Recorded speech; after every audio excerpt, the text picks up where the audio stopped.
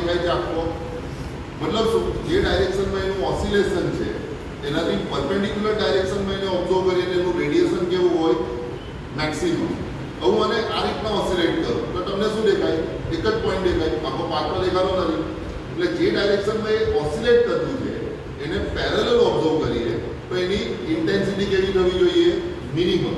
અને જે ડાયરેક્શનમાં ઓસિલેટ થતું હોય એનાથી પરપેન્ડિક્યુલર ઓબ્ઝર્વ કરીએ તો એની ઇન્ટેન્સિટી કેવી, મેક્સિમમ.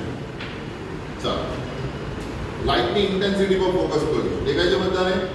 મારા થંબ પર ફોકસ કરજો. અત્યારે ક્યાં છે, નીચે. તમને ઇન્ટેન્સિટી સપોઝ અત્યારે વધારે દેખાય છે.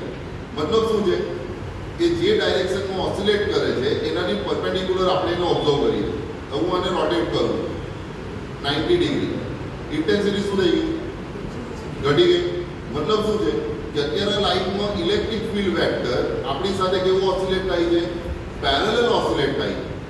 અને પેરેલલ ઓસિલેટ થાય છે ને આપણે જોઈએ તો આપણે ઇન્ટેન્સિટી કેવું દેખાશે, મિનિમમ, પરપેન્ડિક્યુલર, ધેન મેક્સિમમ.